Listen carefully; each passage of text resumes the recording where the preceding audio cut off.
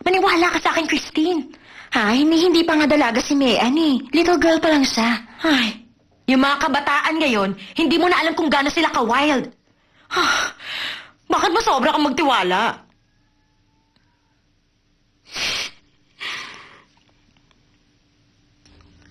Sabihin mo na lang kung may kailangan ka pa para mabili ko, ha? Hindi, okay na ako, ate. Salamat, ha?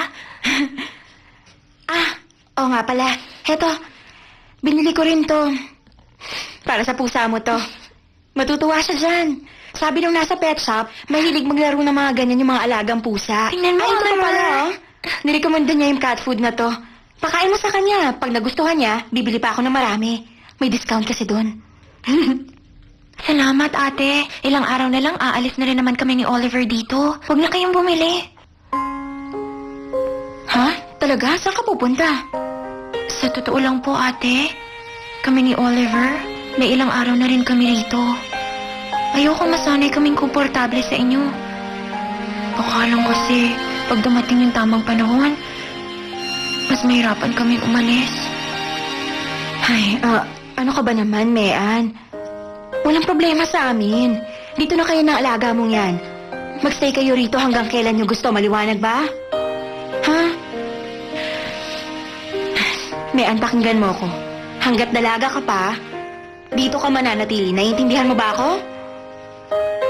Talaga, ate? Oo naman, ano ka ba? Pagtanda mo, magkakaroon ka rin ng masayang pamilya tulad namin.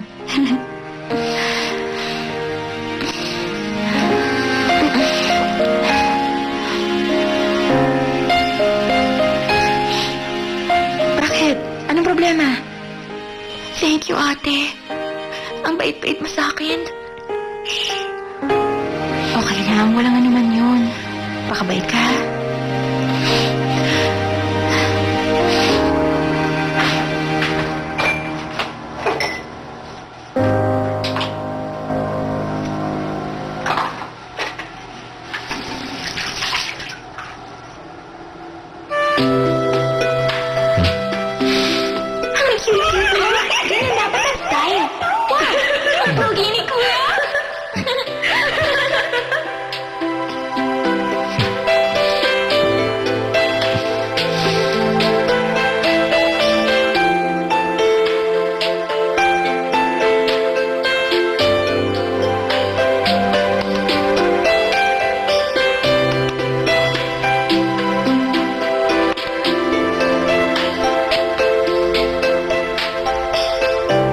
Magkaroon ng matitirahan.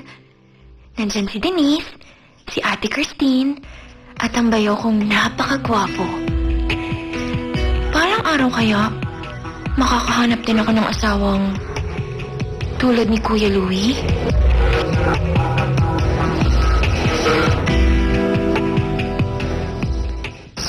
Denise! Papa, andyan ka na po pala. Laro tayo. Wow! Ang ganda niya na. Bakit hindi ka makipaglaro kay Ate Mean? Ayoko po makipaglaro kay Ate Mean. Papa, ikaw na lang. Please. Sige na nga. Honey, Ha? pagbigyan mo na muna yan. Sige, alam mo may pasalubong ako sa'yo. Nasaan po? Patingin po. Ready ka na? 1, 2, 3, charan!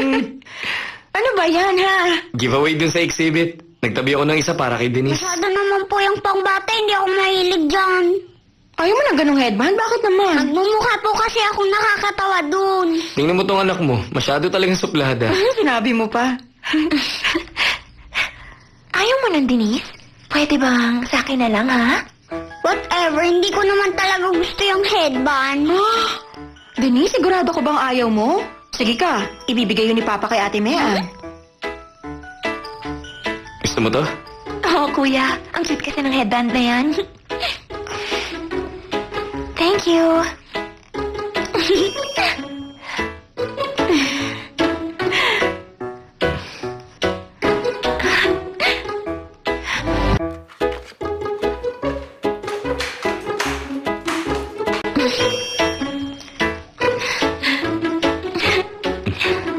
Wow! Kakain ka rin ako ganyan? Oo naman.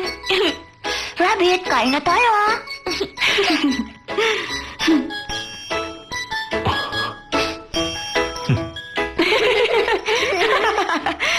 Denise, masaya ka ba ngayon? Hindi po masyado. Hindi masyado? Bakit naman, anak? Kasi po may ate na ako ngayon. Di ba, maganda nga magkaroon ng ate para may kalaro ka? Pero kinuha na po yung rabbit ko na headband. Yung rabbit na headband, binigay sa iyo ni Papa pero sabi mo ayaw mo. Whatever, hindi ko naman talaga siya gusto, Mama. Makinig ka, Denise. Nakalimutan mo na ba yung tinuro ni Mama sa'yo, ha? Ang sabi ko sa'yo, hindi mo pwedeng basta ewan ng isang tao nang walang dahilan. Dahil hindi mo alam kung maganda ang kalooban niya. Naalala ko noon, hindi ka naman kumakain ng carrots. Hindi ba? Pero nung nagluto ako ng carrot cake, nagustuhan mo yun at naging paborito mo pa nga eh. Gawin niyo muna po siyang cake bago ko susubukan. Pilya ka talaga. O, ito na. Si Robert Ducky. Pero, Mama, Ano yun? pwede niyo po ba ako bilan ng red shoes katulad nung kay Ating Mayan? Red shoes? Teka, high heels yung sinasabi mo ah. Hindi pwede. Tsaka na lang pag malaki ka na. Pero paglaki ko, baka wala nang nagtitinda nun, Mama. Anong wala na? Siguradong marami pa rin magtitignan doon kaya huwag kang mag-alala. Ate, pwede ko bang kunin yung hairbrush ko dyan? Ayoko, diyan ka lang. Sige na, Denise. Hindi naman ako magtatagal. Okay lang yun, Mean. Sige na, pasok na. Thank you, ate.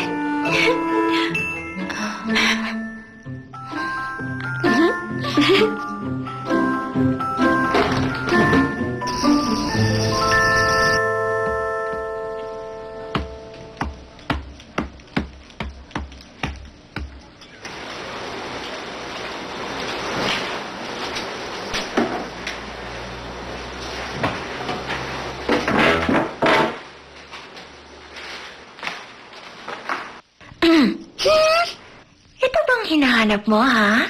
Hindi, no? Oh? Pero baka gusto mo tong sukat.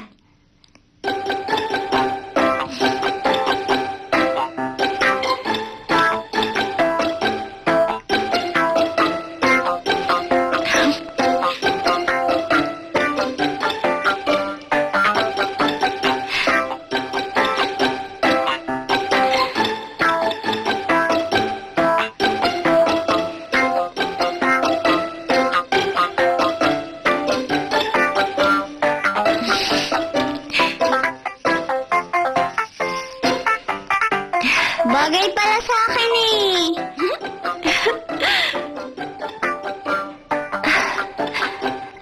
Oliver, meow meow. Halika. Oliver? Tingnan mo, siya yung bago nating friend. Siya si Ate Denise, okay? Hi, Ate! Hi, Ben. Ayan.